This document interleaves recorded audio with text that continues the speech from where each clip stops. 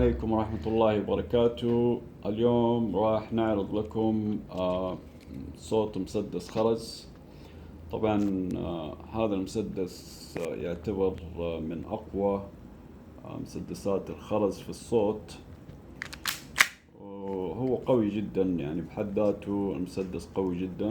صناعة يابانية، موديله M9A1. طبعا من الأسلحة المعروفة اللي هي تسمى بريتا، وهذا كله معدن، إلا المنطقة هذه بلاستيك. طبعا نفس الواقع، يعني نفس الحي. وزن المسدس هذا تقريبا 660 جرام، وهو الوزن الأصلي للمسدس الواقعي، لا يفرق أي شيء.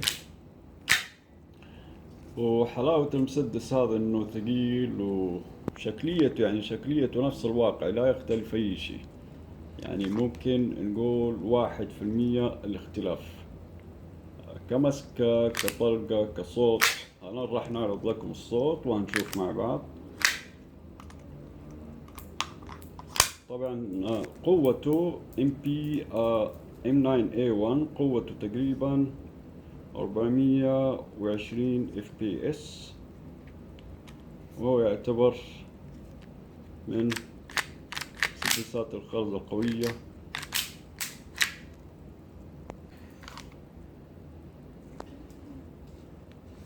المسدس من الداخل طبعا نفس الواقع، لا يختلف أي شيء ولا يفرق أي شيء،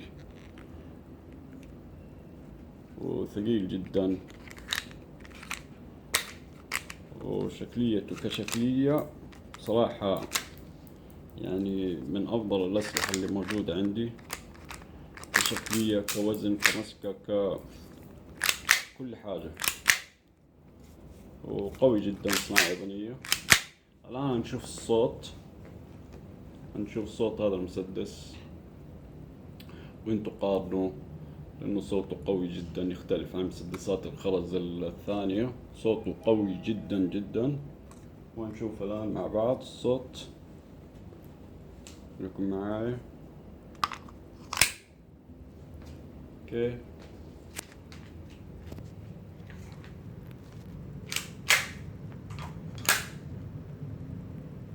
focus on the gun, focus on the gun more.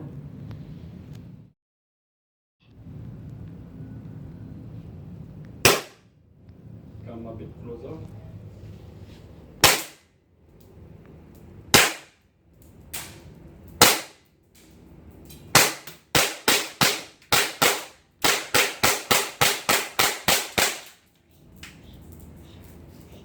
طبعا هذا السلايد بعد ما يخلص الطلقات بيعلق على الخلف، ونفس الواقع يعني.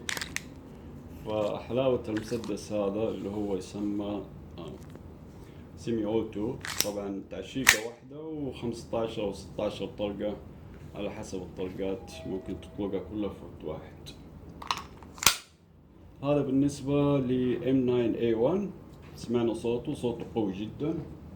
اوكي، الآن هنشوف المسدس الآخر اللي هو ديزرت ايجل. ديزرت ايجل طبعا صوته هيكون أقل من هذا بمرحلة بسيطة، وهنشوف الآن مع بعض.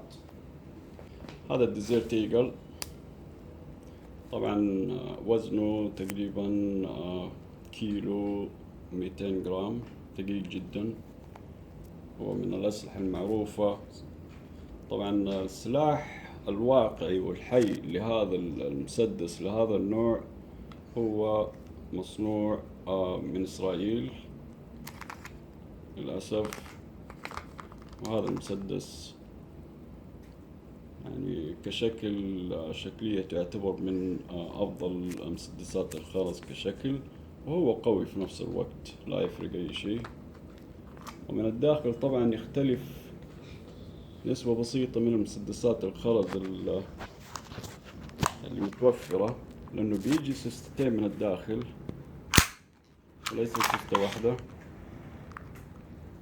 زي ما انتم شايفين سيستين، وهذا يدل من قوته، يعني قوي جدا.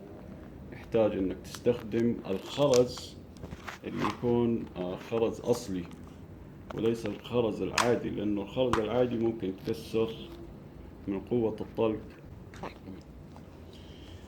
نشوف الآن طبعا مع بعض الصوت وهنقارنه ب M9A1.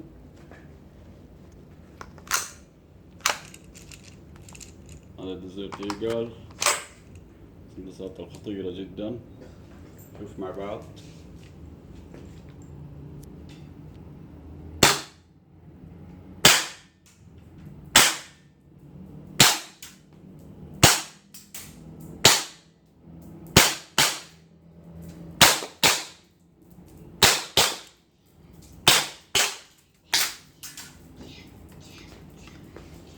الغاز انتهى طلقات.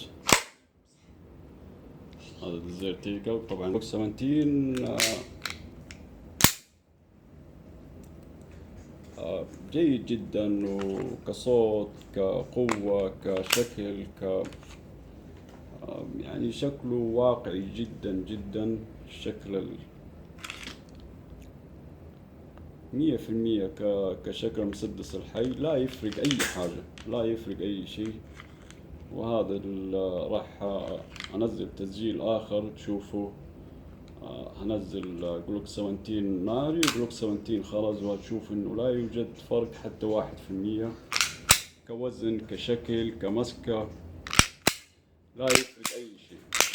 هذا جلوك 17، بس المشكلة اليوم ما راح أقدر أستخدمه وأسمعكم صوت الطلق بسبب إنه يوجد مشكلة تهريب الغاز، وهذا اللي بنواجهها أكثر مسدسات الخرز في تهريب الغاز.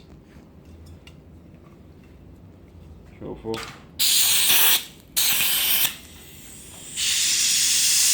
هذه هي المشكلة. طبعا لما يكون في تهريب مش هنقدر نستخدمه إن شاء الله. بعد ما أعمل التصليح حاولت إني أشحمه وأرتبه من هذه الجهة، واستخدمت السيليكون وغيرت الرنج الداخلي وما زال في تهريب. فالظاهر إنه أحتاج أغير الماجازين بشكل كامل حتى أستطيع أن أستخدم هذا المسدس الرائع القوي. وإن شاء الله راح أنزله لكم إن شاء الله في الحلقة الجاية وهنشوفها مع بعض. وشكرا لكم على المتابعة، والسلام عليكم ورحمة الله وبركاته.